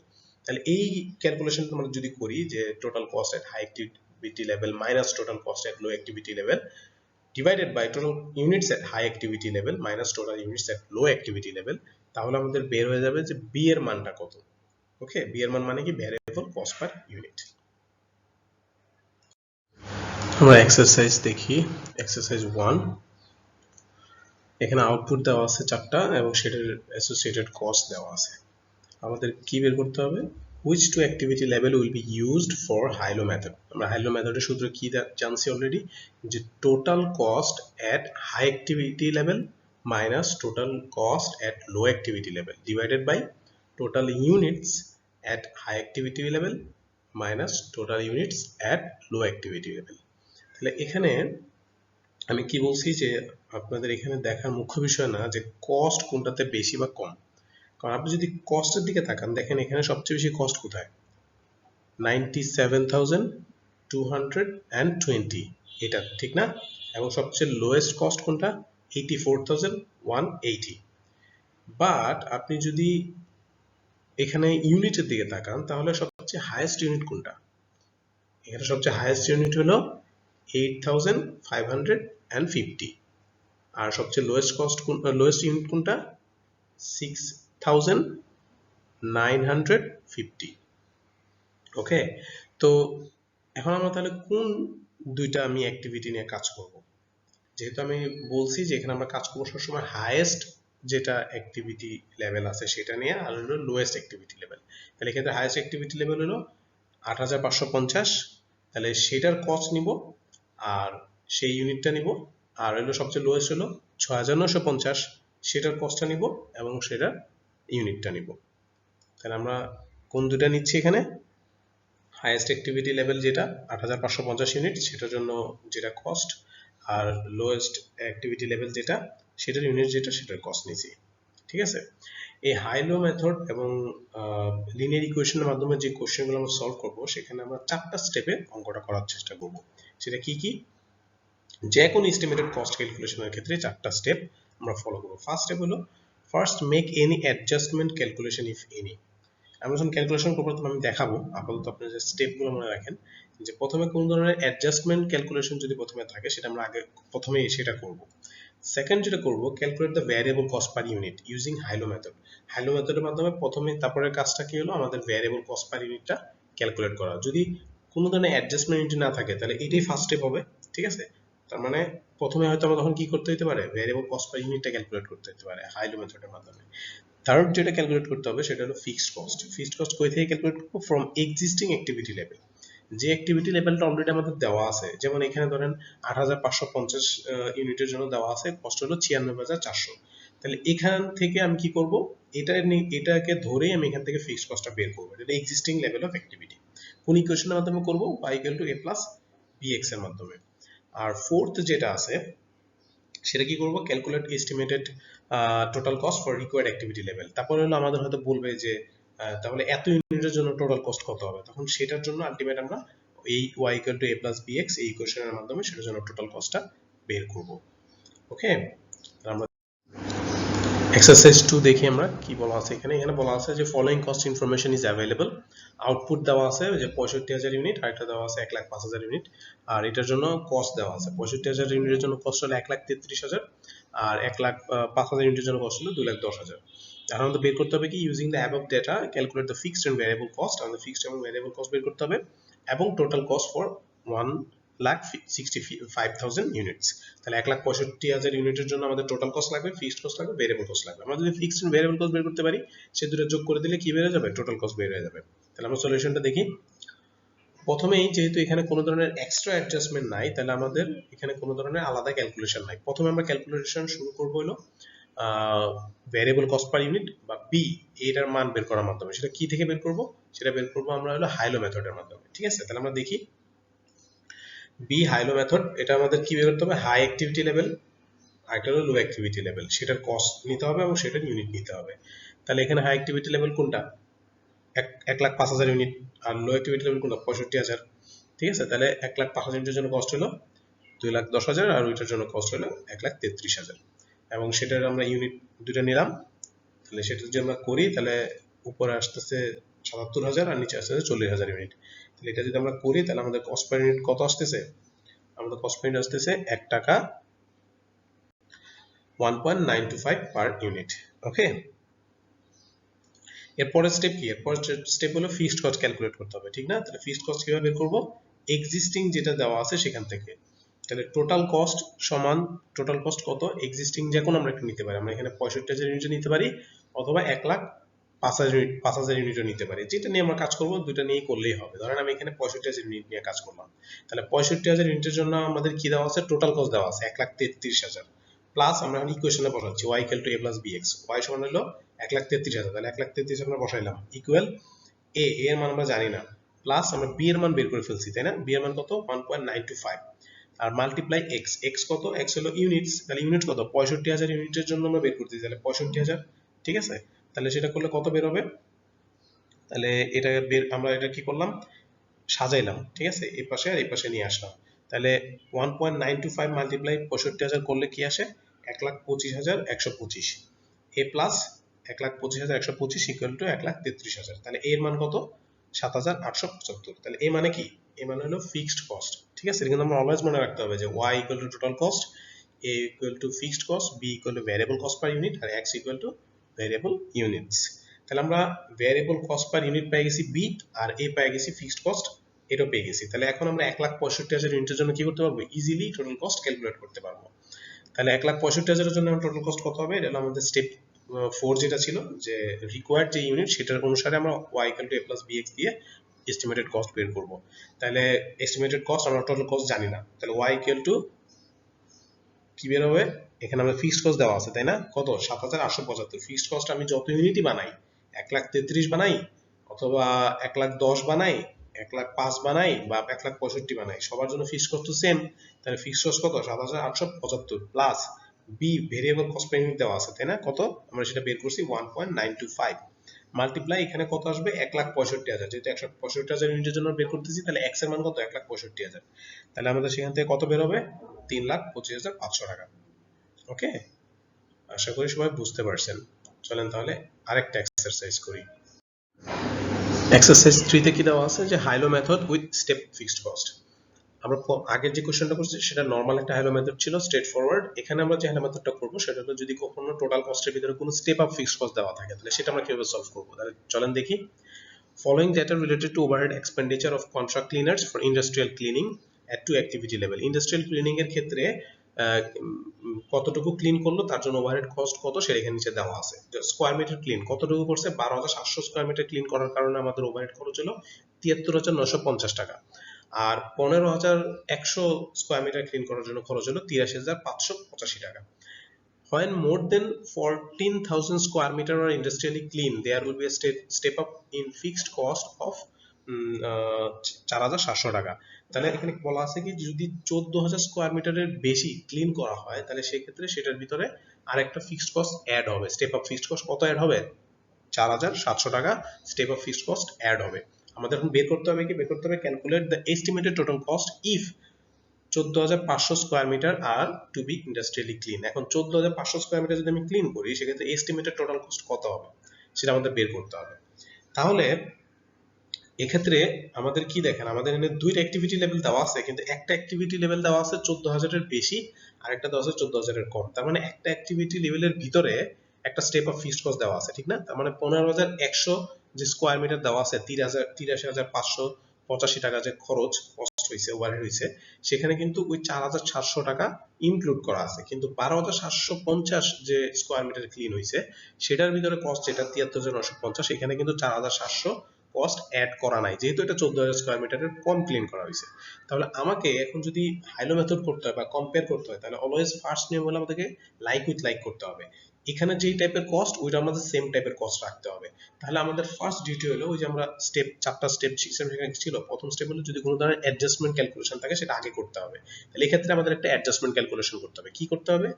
এই 15,100 স্কয়ার মিটারের জন্য যে কস্টটা আছে এটার ভিতরে যেহেতু স্টেপ আপ কস্ট আছে সেই স্টেপ আপ কস্টটা আগে বের করে দিতে হবে। বের করে দিলে তাহলে 12,750 এর জন্য যে কস্টটা দেওয়া আছে এটা সিমিলার নেচারের কস্টটা 15,100 এর জন্য বের হবে। তখন আমরা হাইলো মেথডটা করতে পারবো। বাট এর ভিতরে যদি আমরা কস্টটা রেখে দিই তাহলে আমরা কি করতে পারবো না? হাইলো মেথডের কোশ্চেন ওয়েতে সেটা করতে পারবো না। তাহলে আমরা চলুন করি। ফার্স্ট স্টেপ হলো এখানে ভিতর থেকে আমাদের বের করতে হবে। তাহলে 15,100 without step up in fixed cost যদি হয় তাহলে 83,585 টাকা মাইনাস 4,700 টাকা, তাহলে কত আসবে? 78,850 টাকা। তাহলে এটা আমরা ফার্স্ট স্টেপ করে ফেললাম, একটা অ্যাডজাস্টমেন্ট ক্যালকুলেশন করে ফেললাম। এখন এই 15,100 টাকা যে জন্য যে কস্ট 78,850 টাকা, তাহলে এই কস্টটা কি ওই 12,750 এর জন্য যে কস্টটা দেওয়া আছে এটার মধ্যে সিমিলার নেচার, এটার ভিতরে কোনো ধরনের স্টেপ আপ নাই। তাহলে এখন হাইলো মেথড আমরা করি। তাহলে হাইলো মেথড করলাম, এটা হাই অ্যাক্টিভিটি লেভেল। অ্যাক্টিভিটি লেভেলের জন্য কস্ট কত? 78,485 মাইনাস 73,950, আর এটা দুটোর ইউনিট কত? 15,100 মাইনাস 12,750। তাহলে কত আসতেছে? 4,935 ডিভাইডেড বাই 2,350। তাহলে এটার জন্য কত আসতেছে? 2.10 পার স্কয়ার মিটার। ঠিক আছে, তাহলে মানে আমরা বি এর মান পেয়ে গেলাম, ঠিক না? ভেরিয়েবল কস্ট পার ইউনিট কত? 2.10 পার স্কয়ার মিটার। তাহলে আমাদের সেকেন্ড স্টেপটা কি ছিল? সেকেন্ড স্টেপ ছিল ফিক্সড কস্ট ক্যালকুলেশন করা, ঠিক না? কোনখান থেকে? এক্সিস্টিং যে আমাদের অ্যাক্টিভিটি লেভেল দেওয়া আছে সেখান থেকে। তাহলে এক্সিস্টিং অ্যাক্টিভিটি লেভেল কোনটা দেওয়া আছে? 12,750 নিয়ে আমরা করতে পারি, অথবা 15,100 স্কয়ার মিটারের জন্য যে কস্ট এটা নিয়ে আমরা করতে পারি। যে কোনো একটা নিয়ে করলেই হবে। আমি এখানে করছি হলো 12,750 এর জন্য যেটা, এটা নিয়ে আমরা করছি। তাহলে y = a + bx এর ক্ষেত্রে আমরা জানি যে y = total cost = a + a হলো ফিক্সড কস্ট, b হলো ভ্যারিয়েবল কস্ট পার ইউনিট, আর x হলো ভ্যারিয়েবল ইউনিট। তাহলে 12,750 এর জন্য আমার টোটাল কস্ট কত দেওয়া আছে? 73,950। 50 টাকা। তাহলে ইকুয়াল টু এ এর মান আমরা জানি না, এ হলো ফিক্সড কস্ট, এটা আমরা বের করব, প্লাস বি এর মান আমরা পেয়ে গেছি 2.10, multiply variable cost, variable unit কত, যেহেতু 12,750 নিয়ে কাজ করছি তাহলে 12,750 ইউনিটসই হবে। তাহলে এটা যদি আমরা সাজাই আলটিমেট আমরা এ এর মান কত পাবো, এ এর মান পাবো 47,175। তার মানে এটা কি বের হলো, এটা বের হয়ে গেল ফিক্সড কস্ট।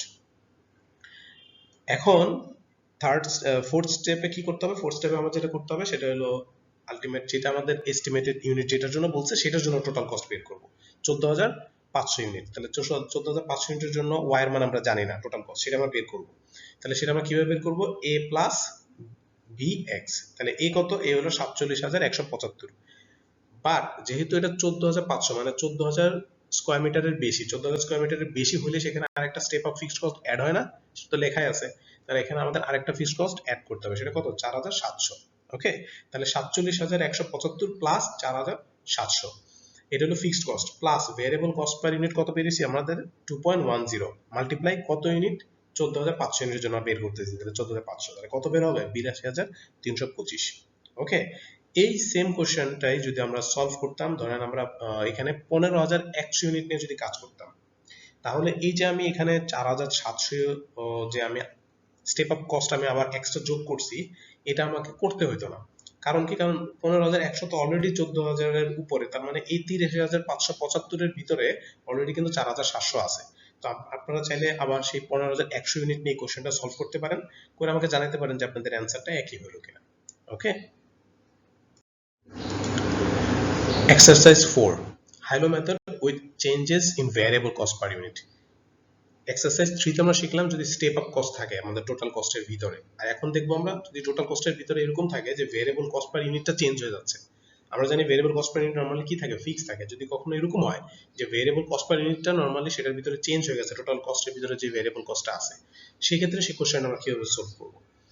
তাহলে এখানে দেখেন দেওয়া আছে আমাদের 3টা অ্যাক্টিভিটি লেভেল দেওয়া আছে এবং 3টা অ্যাক্টিভিটির জন্য আমাদের কস্ট দেওয়া আছে এবং বলা আছে above a production level of 25,000 unit a savings of 2 per dollar variable cost per unit is obtained। Savings মানে কি, মানে আমাদের ভেরিয়েবল কস্ট পার ইউনিটটা ডিক্রিজ হয়ে যাচ্ছে, কমে যাচ্ছে।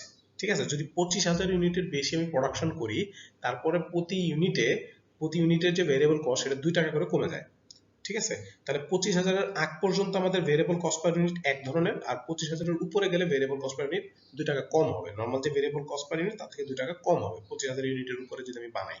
ঠিক আছে, what is the estimated cost of making 34,000 unit. এখন যদি আমি 34,000 ইউনিট বানাই সেক্ষেত্রে আমাদের এখন এস্টিমেটেড কস্ট কত। ঠিক আছে, এখন তাহলে আমরা কোন দুইটা অ্যাক্টিভিটি লেভেল নিয়ে আমরা কাজ করব, আমরা কাজ করবো হলো হাই অ্যাক্টিভিটি লেভেল আর লো অ্যাক্টিভিটি লেভেল। এখানে হাই অ্যাক্টিভিটি লেভেল কোনটা, 30,000 ইউনিট, আর লো অ্যাক্টিভিটি লেভেল হলো 15,000 ইউনিট।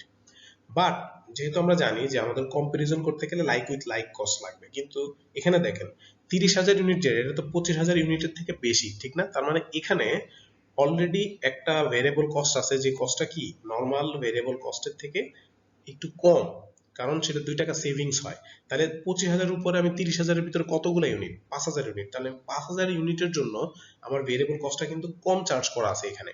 কিন্তু 15,000 ইউনিটের জন্য যে 2,10,000 টাকা কস্ট দেওয়া আছে, এখানে কিন্তু কোনো ধরনের ভেরিয়েবল কস্টের কোনো ধরনের সমস্যা নাই। এখন আমি যদি কম্পেয়ার করতে চাই যে 15,000 ইউনিট আর 30,000 ইউনিট নিয়ে যদি হাইলো মেথড করতে চাই, এখন এক্সিস্টিং যে কস্ট দেওয়া আছে এটা নিয়ে আমি করতে পারবো না, কারণ এটা লাইক উইথ লাইক কস্ট না। এটার কস্টের নেচার আর ওইটার কস্টের নেচার সেম না। এখন আমার দুইটা কস্টের নেচার সেম করতে হবে। সেম করতে গেলে কি করতে হবে, আমাকে বের করতে হবে যে 30,000 ইউনিটের যে 3,50,000 কস্ট, এখানে যদি আমি কোনো ধরনের ভেরিয়েবল কস্ট পার ইউনিটের রিডাকশন না করতাম, ডিক্রিজ না করতাম, তাহলে কস্ট কত ছিল। যেহেতু 15,000 ইউনিটের যে কস্ট, এটার মধ্যে কিন্তু ভেরিয়েবল কস্টের ইউনিটের মধ্যে কোনো ধরনের ডিক্রিজ নাই, নর্মাল একটা ভেরিয়েবল কস্ট পার ইউনিট আছে। বাট 30,000 ইউনিট যেটা আছে এটার মধ্যে এক্সট্রা 5,000 ইউনিটের কস্টের ভেরিয়েবল কস্ট পার ইউনিটটা একটু কম আছে। এখন আমাকে সেটা কি করতে হবে, রিভার্স করতে হবে। আগে কত ছিল, যদি আমি রিডাকশন না হইতো ভেরিয়েবল কস্ট পার ইউনিট যদি না কমতো, তাহলে কত ছিল টোটাল কস্ট সেটা আমাকে বের করতে হবে। তাহলে সেটা কিভাবে বের করব, দেখি আমরা চলেন। Before reduction in variable cost per unit total cost was, তাহলে ভেরিয়েবল কস্ট পার ইউনিট যদি আমার না কমতো, তাহলে না কমার আগে আমাদের টোটাল কস্ট আসলে কত ছিল। তাহলে 5,000 ইউনিটের জন্যই তো এক্সট্রা ভেরিয়েবল কস্টটা কমছে, ঠিক না? তাহলে কত করে কমছে, 2 টাকা করে কমছে। তাহলে 5000 মাল্টিপ্লাই 2, এই 10,000 টাকা অ্যাকচুয়ালি আমার কম চার্জ করা আছে কোথায়, এই 30,000 ইউনিটের জন্য যে 3,50,000 টাকা এখানে কম চার্জ করা আছে। এখন আমি 10,000 টাকা যদি এখানে অ্যাড করে দেই তাহলে তো বের হয়ে যাবে যে আলটিমেট এই ইউনিটের উপরে ভেরিয়েবল কস্ট পার ইউনিটের উপরে রিডাকশনের আগে কত টাকা ছিল আমাদের টোটাল কস্টটা। ঠিক আছে, তাহলে 5000 unit multiply 2 equal 10,000, so it would be 3,50,000 plus 10,000 3,60,000 টাকা। তাহলে 3,60,000 টাকা হলো যেটার মধ্যে ভেরিয়েবল কস্ট পার ইউনিটের কোনো ধরনের রিডাকশন নাই। এটার মধ্যে এটা ছিল সিম্পল, কিন্তু যেহেতু 5,000 টাকা বলা আছে যে 25,000 টাকার উপরে যত ইউনিট আমি প্রডিউস করবো 2 টাকা করে কমে যাবে, যে কারণে কমে সেটা 3,50,000 ছিল। এখন আমরা লাইক উইথ লাইক নিয়ে আসলাম 3,60,000 টাকা। এখন 3,60,000 টাকার নেচার এবং 15,000 ইউনিটের জন্য যে 2,10,000 টাকা এটার নেচার সেম, এই দুইটার ভিতরে সিমিলার নেচারের এখন কস্ট আছে। এখন আমরা হাইলো মেথড করতে পারবো। এটা ছিল আমাদের ফার্স্ট স্টেপ, যদি কোনো ধরনের অ্যাডজাস্টমেন্ট থাকে সেটা আমাদের করতে হবে, সেটা আমরা করে ফেললাম। তাহলে সেকেন্ড স্টেপ হলো হাইলো মেথড করবো। ঠিক আছে, হাইলো মেথড আমরা করলাম, তাহলে দুইটা অ্যাক্টিভিটি লেভেল নিয়ে কাজ করবো, একটা হলো 30,000 ইউনিট, একটা হলো 15,000 ইউনিট। তাহলে সেটার কস্ট নিছি, ডিভাইড করছি আমরা সেটা ইউনিট দিয়ে। তাহলে প্রতি ইউনিটের জন্য আমাদের কস্ট পার ইউনিট কত আসলো, 10 টাকা। ঠিক আছে, তাহলে থার্ড স্টেপ কি, থার্ড স্টেপ হলো এক্সিস্টিং একটা ইউনিট নিয়ে বা অ্যাক্টিভিটি লেভেল নিয়ে সেটার জন্য আমাদের ফিক্সড কস্টটা বের করা। ঠিক আছে, তাহলে চলো আমরা ফিক্সড কস্টটা বের করি। দ্যাট মিনস আমরা এখন 25,000 ইউনিটের জন্য যদি আমরা চিন্তা করি, এখানে আরেকটা ইনফরমেশন দেওয়া আছে যে 25,000 নর্মাল কস্ট পার ইউনিট হলো 10, তাহলে 25,000 ইউনিটের উপরে যদি যায়, আমরা কি বলছি 2 টাকা করে কমে যায়, তাহলে 25,000 ইউনিটের উপরে গেলে তাহলে কস্ট পার ইউনিট কত হয়, গুড 8 টাকা হয়, কারণ 2 টাকা করে কমে যাবে, 10 থেকে 2 মাইনাস করলে 8 টাকা। তাহলে 25,000 ইউনিটের উপরে আমি যত ইউনিটই প্রডিউস করতেছি সেটার কস্ট পার ইউনিট হলো 8, আর 25,000 পর্যন্ত যদি আমি ইউনিট প্রডিউস করি সেটার কস্ট পার ইউনিট হলো 10। এখন আমাদের থার্ড স্টেপ, আমরা এখান থেকে ফিক্সড কস্টটা বের করতেছি। তাহলে আমি এখানে কাজ করতেছি 20,000 ইউনিট নিয়ে। আপনি যে কোনো ইউনিট নিয়ে কাজ করতে পারবেন, 15,000 ইউনিট নিয়ে কাজ করতে পারবেন, 20,000 নিয়ে কাজ করতে পারবেন, 30,000 নিয়ে কাজ করতে পারবেন, বাট চেষ্টা করবেন যেটার মধ্যে কোনো ধরনের অ্যাডজাস্টমেন্ট নাই সেটা নিয়ে কাজ করার জন্য। ঠিক আছে, সেজন্য আমাদের 15,000 নিয়ে কাজ করা বেটার, 20,000 ইউনিট নিয়ে কাজ করা বেটার। আমি 20,000 ইউনিট নিয়ে কাজ করতেছি। ঠিক আছে, তাহলে 20,000 ইউনিটের জন্য আমাদের টোটাল কস্ট কত দেওয়া আছে, 2,60,000 ইকুয়াল টু আমরা y equal to a plus bx, আবার সূত্রে বসাচ্ছি y হলো টোটাল কস্ট কত 2,60,000, আমরা এটাই বের করব ফিক্সড কস্টটা কত, প্লাস আমাদের কস্ট পার ইউনিট কত, যেহেতু 20,000 এখনো 25,000 এর নিচে, তাহলে এটা কস্ট পার ইউনিট হলো 10 টাকা। তাহলে 10 মাল্টিপ্লাই 20,000 ইউনিট, তাহলে a এর মান কত আসে, a এর মান আসে 60,000। তাহলে ফিক্সড কস্ট কত, 60,000 আমরা পেয়ে গেলাম। তাহলে এখন আমরা বের করি 34,000 ইউনিটের জন্য আমাদের কস্ট কত হবে। তাহলে 34,000 ইউনিটের জন্য কস্ট কত হবে, 6y equal to a plus bx, ঠিক না, y মানে টোটাল কস্ট আমরা বের করতেছি, 60,000 হলো ফিক্সড কস্ট এর মান, প্লাস আমরা কি বসাবো, variable cost per unit multiply units. এখন আমাদের দুইটা কস্ট পার ইউনিট আছে, ঠিক না, একটা হলো 25,000 এর পর্যন্ত, একটা হলো 25,000 এর উপরে। তাহলে 25,000 পর্যন্ত কস্ট পার ইউনিট কত, 10, তাহলে 10 মাল্টিপ্লাই 25,000 ইউনিট, প্লাস আবার এর উপরে কত ইউনিট, যেহেতু 34,000 ইউনিটের জন্য বের করতে বলছে, তাহলে 34,000 মাল্টিপ্লাই 34,000 মাইনাস 25,000, তার মানে 9,000 ইউনিট হলো 25,000 এর উপরের ইউনিট, তাহলে সেটার কস্ট পার ইউনিট কত, 8। সেজন্য আমরা কি করছি, প্লাস 8 মাল্টিপ্লাই 9,000, তাহলে আলটিমেট এটা রেজাল্ট দিবে আমাদের কত, 3,82,000। ঠিক আছে, Exercise 5, an extract from flex budget for production cost is as follows. এই টাইপের কোশ্চেন নরমালি এক্সামে অনেক বেশি আসে। এখানে কি দেওয়া আছে দেখেন, দুইটা অ্যাক্টিভিটি লেভেলে 80% এবং 90% এ কিছু কস্ট দেওয়া আছে, direct material, direct labour, production overhead মিলায় টোটাল প্রোডাকশন কস্টটা কত সেটা দেওয়া আছে। আমাদের বের করতে হবে কি total production cost in a budget that is flexed at the 88% level of activity. আমাদের বের করতে হবে যে 88% লেভেল অফ অ্যাক্টিভিটির জন্য আলটিমেট টোটাল প্রোডাকশন কস্ট কত হবে। এখন এই ধরনের কোশ্চেন পাওয়ার সাথে সাথে আমাদের যেটা করতে হবে, আমাদের দেখতে হবে যতগুলো কস্ট আমাদের দেওয়া আছে এর মধ্যে ডিরেক্ট ভেরিয়েবল নেচারের কয়টা আর কয়টা সেমি ভেরিয়েবল বা মিক্সড কস্ট নেচারের। কারণ যেটা ডিরেক্ট ভেরিয়েবল কস্ট নেচারের সেটাকে আমাদের কিছু করতে হবে না, কারণ সেখানে আমাদের কিছু করার নাই, আমাদের জাস্ট কস্ট পার ইউনিট যেটা আমরা বের করছি সেটা দিয়েই যেটার জন্য আমাদের বের করতে হবে সেটা মাল্টিপ্লাই করে দিলে হয়ে যাবে। আর যেটা মিক্সড কস্ট সেটার জন্য হলো আমাদের একটু ক্যালকুলেশন করতে হবে। এতক্ষণ আমরা যেভাবে দেখলাম যে যখনই মিক্সড কস্ট বা সেম ভেরিয়েবল কস্ট থাকে সেখানে হাইলো মেথড এবং y equal to a plus bx এই সূত্রের মাধ্যমে আমরা বের করি যে এখানে টোটাল কস্ট কত, ফিক্সড কস্ট কত এবং ভেরিয়েবল এলিমেন্ট কত। তো এখানে আমরা দেখি যে আমাদের ডিরেক্ট ভেরিয়েবল নেচারের কয়টা এবং সেমি ভেরিয়েবল ও মিক্সড কস্ট নেচারের কয়টা আছে। এখানে দেখেন ডিরেক্ট ম্যাটেরিয়াল দেওয়া আছে 3200। এখন এটা হলো 80% অ্যাক্টিভিটি লেভেল। এখন আমি যদি 3200 ডিভাইডেড বাই 80 করি তাহলে এখানে বের হয় 40। তাহলে আমরা এখন দেখি যে 40 মাল্টিপ্লাই যদি 90 করি তাহলে কত আসে, 40 মাল্টিপ্লাই 90 করলে 3600 হয়। দ্যাট মিনস এই ডিরেক্ট ম্যাটেরিয়াল কস্টটা ডিরেক্টলি ভ্যারিয়েবল, এখানে কোনো ধরনের মিক্সড এলিমেন্ট নাই, কারণ 80% যেভাবে বাড়তেছে 90% সেম ন্যাচারালি বাড়তেছে। কত করে? 40, ঠিক আছে? 40 কস্ট পার ইউনিট যদি আমি মাল্টিপ্লাই করি একই নেচারে কস্টগুলো বাড়তেছে। এখন আমরা দেখি ডিরেক্ট লেবার। ডিরেক্ট লেবারে কত আছে? 2800 ডিভাইডেড বাই 80, তাহলে এখানে কত আসতেছে? 35। এখন 35 দিয়ে যদি আমি 90 কে মাল্টিপ্লাই করি তাহলে কত আসে? 3150, কিন্তু এখানে দেওয়া আছে কত? 2900। তার মানে সিমিলার নেচারে বাড়তেছে না, দ্যাট মিনস এটা একটা মিক্সড কস্ট। ওকে, এটা টোটালি ভ্যারিয়েবল কস্ট না। যদি ভ্যারিয়েবল কস্ট হতো তাহলে সিমিলার একই নেচারেই বাড়তো, তাহলে এখানে 3150 দেওয়া থাকতো, কিন্তু যেহেতু দেওয়া নাই তার মানে এটা বোঝা যাচ্ছে এটা মিক্সড কস্ট। তাহলে এটাকে আমরা হাইলো মেথড এবং y = a + bx সূত্রের মাধ্যমে আলটিমেট বের করতে হবে এখানে ফিক্সড এবং ভ্যারিয়েবল এলিমেন্ট কতটুকু। সিমিলারলি আমরা যদি প্রোডাকশন ওভারহেডটা দেখি, এটা দেওয়া আছে 5400 ডিভাইডেড বাই 80 যদি করি আমরা, এখানে বের হয়েছে 67.5। এটাকে আমরা যদি 90 দিয়ে মাল্টিপ্লাই করি তাহলে বের হয় 6075। দ্যাট মিনস এটাও আমাদের কি? মিক্সড কস্ট, কারণ এখানে দেওয়া আছে 5800, কিন্তু 67.5 দিয়ে যদি আমরা মাল্টিপ্লাই করি সেটা বের হয় 6075। দ্যাট মিনস এখানেও কি করতে হবে? আমাদের হাইলো মেথড এবং y = a + bx এই সূত্র অ্যাপ্লাই করতে হবে। তাহলে চলেন দেখি আমরা প্রথমে, তাহলে আমরা যদি ডিরেক্ট লেবার নিয়ে কাজ করি তাহলে সেখানে আমরা এখন হাইলো মেথড করলাম, ঠিক আছে? হাই অ্যাক্টিভিটি লেভেল আর হলো লো অ্যাক্টিভিটি লেভেলের কস্ট নিলাম উপরে, আর নিচে নিলাম হলো হাই অ্যাক্টিভিটি এবং লো অ্যাক্টিভিটি লেভেলের ইউনিটস নিলাম। করার পর আমাদের কস্ট পার ইউনিট কত চলে আসলো? লেবার আওয়ার পার আওয়ার হলো 10 টাকা করে, ঠিক আছে? তাহলে এখন এখান থেকে আমরা ফিক্সড এলিমেন্টটুকু বের করি। আমরা 80% নিয়েও কাজ করতে পারি অথবা 90% নিয়েও কাজ করতে পারি।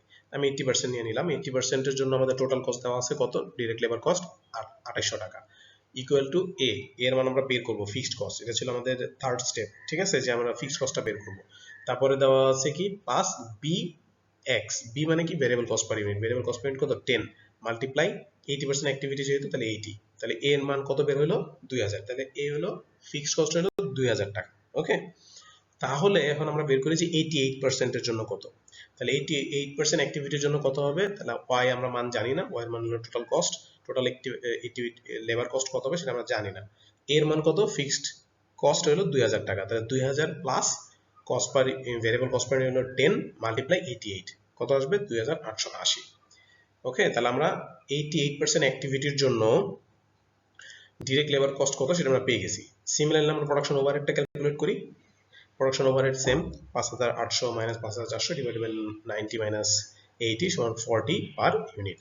তাহলে আবার সেখান থেকে 90%, এখন আমি 90% অ্যাক্টিভিটি নিলাম, আপনারা আবার 80% অ্যাক্টিভিটি নিতে পারেন, কোনো সমস্যা নেই, যেটা দিয়ে করবেন অঙ্ক মিলবে। তাহলে 5800 টোটাল কস্ট ইকুয়াল টু এ হলো ফিক্সড কস্ট, আমরা জানি না, এটা মান বের করব, plus 40 variable cost per unit multiply 90 equal to এ এর মান কত? 2200। ওকে, তাহলে আমাদের টোটাল প্রোডাকশন ওভারহেড ফর 88% অ্যাক্টিভিটির জন্য কত হবে? y এর মান আমরা জানি না, এটা আমরা বের করতেছি, ইকুয়াল টু 2200 হলো fixed cost plus variable cost per unit হলো 40 মাল্টিপ্লাই 88 সমান কত? 5720। তাহলে আমরা টোটাল প্রোডাকশন ওভারহেডটা আমরা পেয়ে গেলাম, ঠিক আছে? তাহলে আমরা ডিরেক্ট লেবারও পেয়ে গেলাম, প্রোডাকশন ওভারহেড পেয়ে গেলাম, আর ডিরেক্ট ম্যাটেরিয়াল তো আমরা বুঝতে পারলাম যে 40 পার ইউনিট, ঠিক আছে? তাহলে 40 পার ইউনিট যদি হয় তাহলে সেই 40 মাল্টিপ্লাই 88 করে দিলেই ডিরেক্ট ম্যাটেরিয়াল চলে আসবে। তাহলে material plus labour plus overhead যোগ করলে টোটাল প্রোডাকশন কস্ট বের হয়ে যাবে, ঠিক আছে? ওকে, তারপরে ছিল আমাদের হলো কন্ট্রোলাবিলিটি। কন্ট্রোলাবিলিটির উপর ভিত্তি করে আমরা কস্টকে দুই ভাগে ভাগ করতে পারি। একটা হলো কন্ট্রোলেবল কস্ট। কন্ট্রোলেবল কস্ট কি? Is a cost that can be increase or decrease based on particular business decision. তাহলে কন্ট্রোলেবল কস্ট কি? যে কস্টটা আসলে আমি আমার ডিসিশন মেকিং এর মাধ্যমে চেঞ্জ করতে পারি, ঠিক আছে? আমি যদি চিন্তা করি যে আমি এটা করব তাহলে আমার কস্টটা ইনকার্ড হবে, আর যদি আমি চিন্তা করি যে আমি কাজটা করব না তাহলে কস্টটা ইনকার্ড হবে না, সেটা হলো আমাদের কন্ট্রোলেবল কস্ট। তার মানে আমি ডিসিশন দিয়ে আমি সেটা কি করতে পারতেছি? চেঞ্জ করতে পারতেছি, সেটাকে আমরা বলতেছি কন্ট্রোলেবল কস্ট। আর যদি আনকন্ট্রোলেবল বা নন কন্ট্রোলেবল কস্ট হয় সেটা কি করতে পারবো না, সেটাকে আমরা কখনো আমরা ডিসিশন দিয়ে আমরা কি করতে পারবো না? চেঞ্জ করতে পারবো না। এটা এটা ইনকার্ড হবেই এনি হাউ, আমি আমি ডিসিশন চেঞ্জ করি বা না করি এই কস্টটা ইনকার্ড হবে, তখন সেটা আমরা বলি uncontrollable cost. Okay, is a cost that can not B increase or decrease based on business decision. The difference between controllable and uncontrollable cost is primarily depends on whether the cost can be increased or decreased easily at the discretion of the management. তার মানে কি? একই কথাই বলা আছে যে primary ডিফারেন্সটা হলো যে কন্ট্রোলেবল এবং আনকন্ট্রোলেবল কস্টের ক্ষেত্রে যে একটা আপনি ডিসক্রিশন, ম্যানেজমেন্ট ডিসক্রিশন বলতে বোঝায় হলো ইচ্ছা, ঠিক আছে? ম্যানেজমেন্ট তার ইচ্ছার মাধ্যমে সেটাকে বাড়াইতে বা কমাইতে পারে, যদি এরকম হয় তাহলে সেটা কন্ট্রোলেবল। আর যদি সেটাকে বাড়াইতে বা কমাইতে না পারে সেটা হলো আনকন্ট্রোলেবল। ঠিক আছে, কোন একটা কস্ট ইনকার যদি এরকম হয় যে আপনি চিন্তা করছেন, ডিসিশন নিছেন, তাহলে ইনকার হবে। আর যদি আপনি চিন্তা করেন যে কাজটা করবেন না, তাহলে ইনকার হবে না, তাহলে সেটা কন্ট্রোলেবল।